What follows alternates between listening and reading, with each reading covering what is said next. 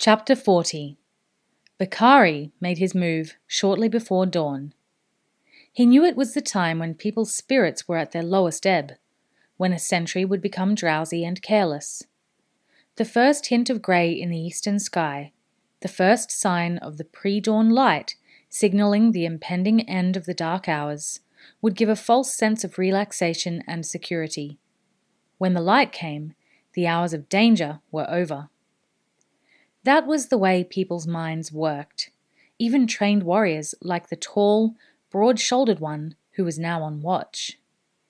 The assassin had listened carefully as Malcolm and Horace had discussed their security arrangements for the night. "We'll take alternate watches," Horace had said. "Will's exhausted, and he needs a proper night's rest to get his strength back." The healer had agreed immediately. Will had been under immense strain, both physically and emotionally, and he could use a full night's sleep without interruption. Worn out as he was, he had refused to go to sleep before he saw signs that Halt was recovering. Halt's breathing had become deep and even, and there was colour back in his face instead of the grey pallor that they had seen in the past few days. And his arm, when Malcolm inspected it, was almost back to normal. There was no swelling and none of the ominous-looking discoloration that had surrounded the graze. The graze itself was almost healed over now as well.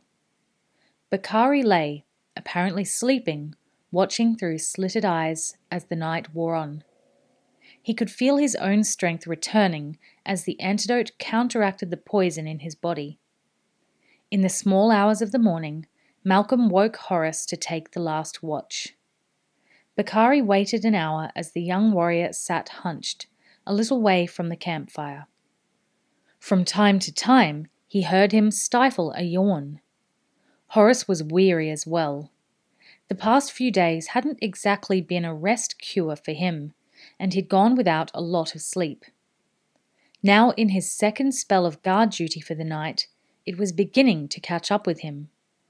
He shifted position and breathed deeply. Then he blinked rapidly, clearing his eyes, forcing them wide open. Within a few minutes, his shoulders had sagged and his eyelids began to droop again. He stood up and patrolled around the camp for some minutes, then returned to sit down again. Eventually, inevitably, he began to doze. He wasn't fully asleep, and any small noise would rouse him instantly. But Bacari made no noise at all. Will had refastened his thumb and ankle cuffs after Malcolm had administered the antidote. Slowly, carefully, Bacari stretched his bound hands down behind his back until he was touching the heel of his drawn-up right boot.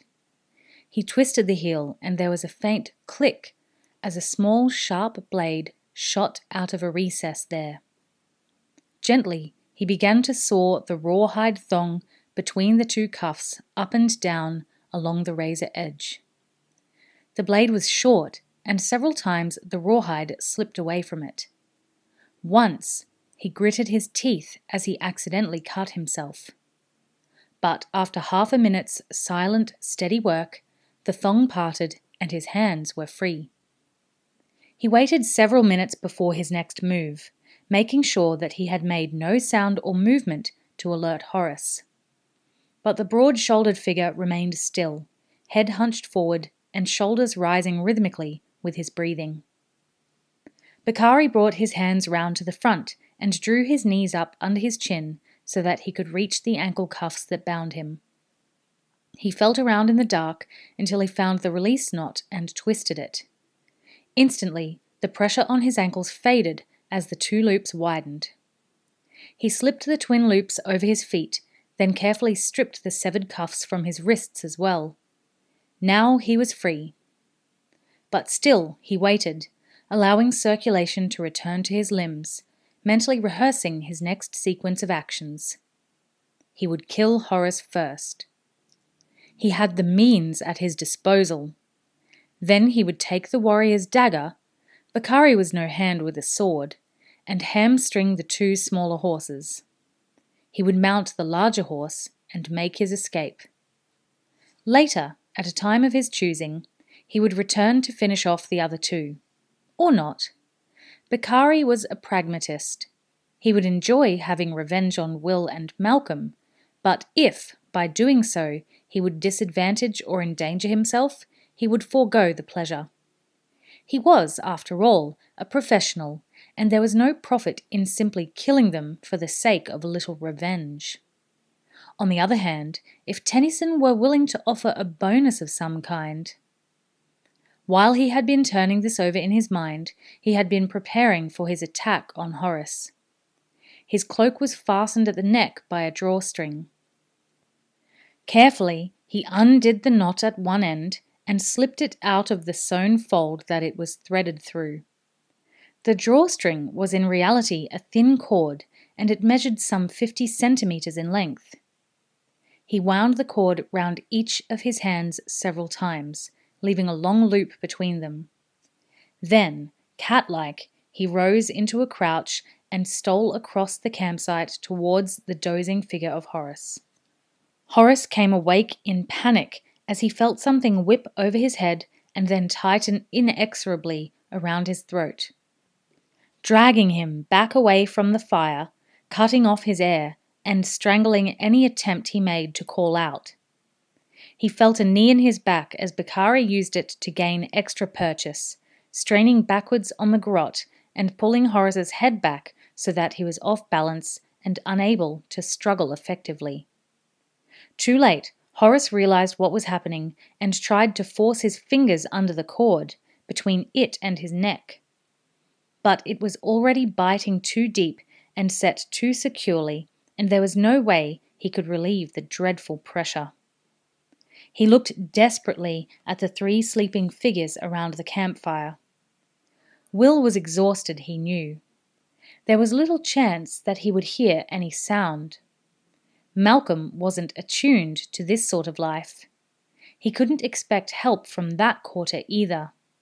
And Halt, of course, was still sleeping off the effects of the poison. Even the horses were too far away to notice anything amiss. They had wandered further in the copse of trees, looking for grass. Besides, ranger horses were trained to warn of danger and movement coming from without, not within. He tried to call out, but could manage only a small, awkward croak. The minute he did so, the noose around his neck tightened even further, and he started to black out as his body and brain were starved of oxygen. His struggles, already ineffectual, weakened further, and as Bacari felt it happen, he increased his pressure. Horace felt he was looking down a long tunnel now. He could see the campsite as if he were looking through a circular hole, where the outer edges were black and impenetrable. His lungs cried out for air, and he plucked feebly at the cord around his neck. Too late, he thought to thrash out with his legs to make some sort of noise, but he was too weak to accomplish anything more than a feeble movement. Horrified, he realized he was dying. The horror was mixed with a senseless fury as he realized it was Bacari who would kill him. It was galling to think that the assassin would triumph over him after all. "Will!" The shout rang through the trees. For a moment, Bacari was taken by surprise, and the pressure on Horace's windpipe relaxed. Horace gasped and shuddered, managing to drag in one short breath before the noose tightened again. Who had called? It was a familiar voice. He tried to place it. Then, as he blacked out, he realized who it had been. It was Halt. Years of training and experience had asserted themselves with Halt. Something had alerted him. Some slight noise, perhaps. Or maybe it was something less definable. Some sixth sense of danger developed over the years that sent a warning to his brain that all was not well. He raised himself on one elbow and saw the dim figures struggling just outside the circle of firelight. He tried to stand, realized he was too weak to help, and forced all his remaining strength into one agonized shout to his apprentice, then fell back, defeated by the effort. Exhausted, depleted, in the deepest possible sleep as he might be, Will's own training came to the fore. The call penetrated through the fog of sleep, and, before he was fully awake, he rolled out of the blankets, springing to his feet, his sax knife sliding free of the scabbard at his side. He too saw the figures on the ground, and he started towards them. But now Bacari released his grip on the garrote and shoved Horace's limp body aside, reaching down to pluck the broad-bladed dagger from Horace's scabbard as he did so. Dagger forward, held low in a classic knife fighter's stance, he moved towards Will. He assessed the situation quickly. Malcolm was no danger. So far, the healer hadn't even stirred. Horace was dead or unconscious. Bacari wasn't sure which. But either way, he would take no hand in this fight.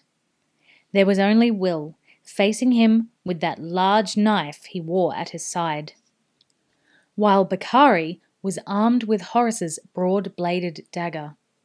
The Genovesan smiled. He was an expert knife fighter. Will's weapon might be a little longer, but the Genovesan could see from his stance that the ranger was no expert at knife fighting, and his knife skills would be no match for Bacari's own lightning sweeps, thrusts, and reverse slashes. Techniques that he had practiced for years and perfected in the cutthroat, crowded towns of Genovese. He shuffled forward, watching the ranger's eyes. There was a light of uncertainty in them. Roused suddenly from sleep, Will was still slightly confused and unready for combat. His system would be flooding with adrenaline, his pulse racing. This was why Bacari had waited, breathing deeply, before he had launched his attack on Horace. He wanted to make sure that he was ready, that his nerves were settled and his reactions sharp. Will, for his part, backed away. He saw the confidence in Bacari's eyes and realized he was facing an expert. The assassin had trained and practiced with the dagger for years, just as Will had trained with the bow. And he knew his own limitations in this sort of fight. The thought remained unfinished as Bacari suddenly slid forward with amazing speed. He feinted high with the dagger, and as Will went to parry the knife, he flicked it to his other hand and slashed low, opening a tear in Will's jacket, just scraping the skin as Will leapt desperately back out of reach. Will felt warm blood trickling down his ribs. His reactions and speed had saved him that time. Just. But the switch of hands had nearly caught him. Bacari was incredibly fast. It was like trying to parry a striking snake with his sax, a snake that could switch direction in a heartbeat. He could try a throw, of course, but he had seen the Genovesan's speed, and he knew he would probably be able to avoid a thrown sax knife. Bacari slid forward again, this time slashing with the knife in his left hand, and again Will was forced to leap back to avoid him. The movement gave Bacari time to switch back to his right hand, and he attacked once more, thrusting first, then describing a bewildering series of high and low slashes and thrusts, lightning fast and perfectly controlled, so that he never left himself exposed to a return strike from Will. Will remembered the last time he had faced this man, on the grassland, knowing that he couldn't afford to kill him. Then, as that thought came, a strange sense of resolve followed it. Bacari was before him now, on the balls of his feet, poised and ready to strike again. He began a dazzling succession of movements, switching the knife from one hand to the other, tossing and catching it like a juggler, forcing Will's attention to switch constantly from left to right, distracting him from the moment when the final attack would come. Will switched the sax to his left hand. The moment he did, Bacari tossed the dagger back to his right, and laughed. "You're not very good at this," he said. "I used to watch a man who—" Will began, and then, without warning or hesitating in his speech, he threw the sacks left-handed, an underarm spinning throw. It was an old trick Halt had taught him years ago. When you're overmatched, deception and distraction are your best friends. Begin to speak. Say anything. Your opponent will expect you to finish the statement, but act before you do. Chances are, you'll catch him napping. But Bacari knew the trick too. He had used it himself many times.